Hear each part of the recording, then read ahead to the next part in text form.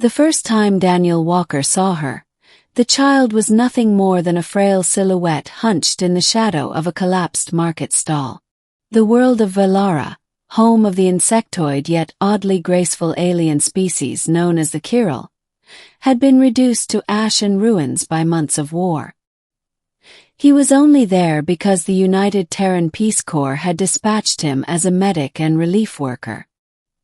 His task was to hand out rations, repair shelters, and stitch together the dying remnants of a world too proud to ask for help. He wasn't a soldier. He wasn't a negotiator. He was just a man with a battered medical bag and a heart that hadn't hardened enough to ignore the sight of children starving. The girl didn't speak when he approached her. Her skin, pale silver with faint luminescent lines running across it, was bruised and dirty. Her eyes were enormous, violet orbs that shimmered with both fear and defiance.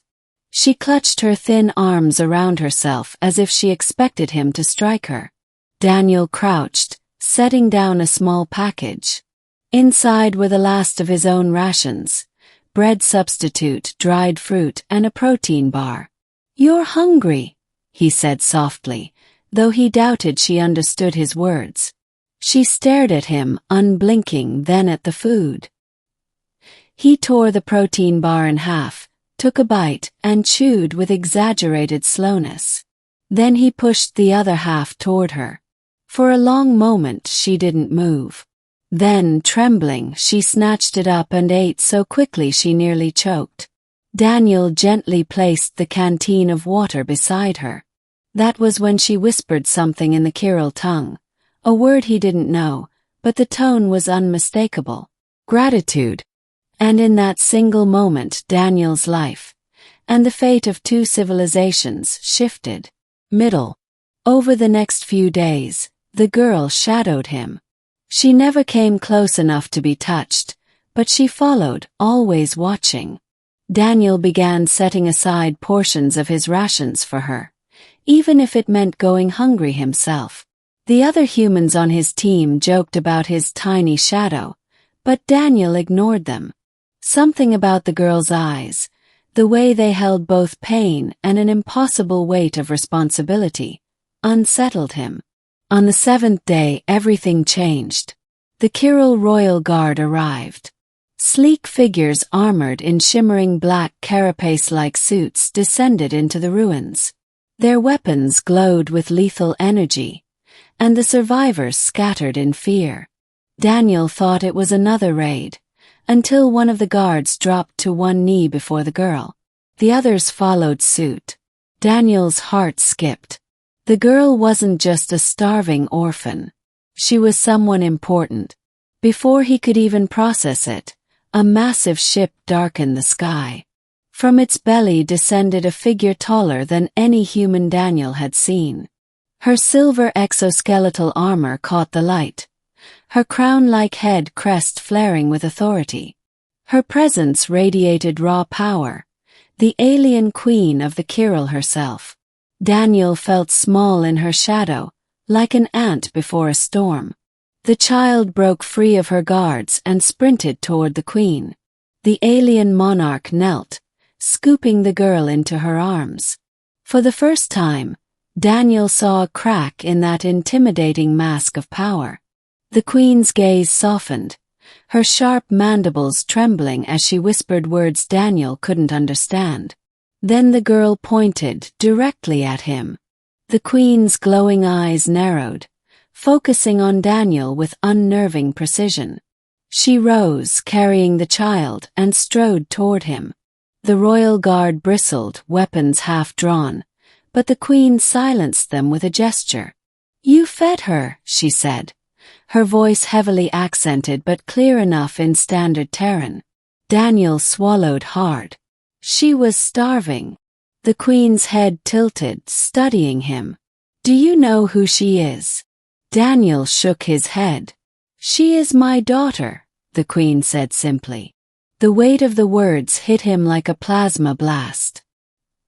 He hadn't just saved a random alien child. He had saved the heir to an empire. The queen continued, her voice carrying the weight of 1,000 generations. For weeks we searched. We thought her dead. And yet a human, one of those who claim neutrality, chose to feed her when our enemies would have let her wither. The girl tugged at her mother's armor, whispering. The queen listened, then looked back at Daniel. She says you gave her life. By our law, that cannot go unanswered. Daniel took a step back.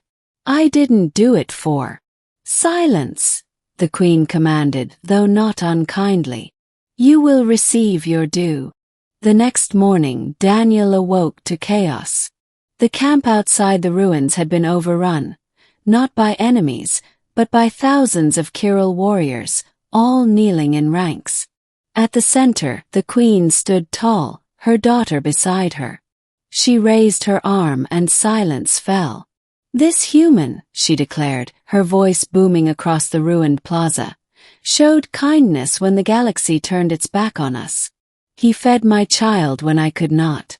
By our custom, one who saves the heir is bound to the throne. His act binds him to me and to the Kyril. Daniel froze. Wait, what does that mean? The queen turned to him. It means, Terran, that you are owed the loyalty of my armies. With one word, they are yours. Gasps rippled through the humans present. Daniel's fellow workers stared at him in disbelief. The queen had essentially offered him control of a force powerful enough to rival entire planetary coalitions. I don't want an army, Daniel stammered. The queen's daughter stepped forward, her small hand brushing his. But you already lead, she whispered in her halting standard Terran. You led me. You gave me strength. The words broke something inside him. She wasn't asking him to command legions for conquest. She was telling him that his compassion, his small act of humanity, had already proven more powerful than any weapon. Ending. In the weeks that followed, Daniel's life transformed. At first, he tried to refuse the queen's offer, insisting he was no leader, no general. But the queen would not retract her decree. Wherever Daniel went, warriors followed, not as conquerors but as protectors. They began rebuilding the shattered cities, distributing food, and healing the sick. Under his influence, the Kyril army became not a tool of fear, but a shield for the broken. Daniel became a bridge between two worlds. The humans, once suspicious, began to see the Kyril not as monsters, but as allies. The Kyril, guided by his example, discovered that mercy could be as powerful as strength. One evening, as the sun bled gold across the sky, the queen approached him privately. You could have asked for riches, she said.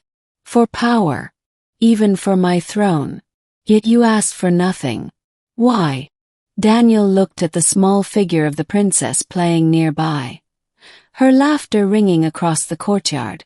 Because feeding a child isn't something you do for reward. It's just what you're supposed to do. The queen's mandibles clicked softly, almost like a smile.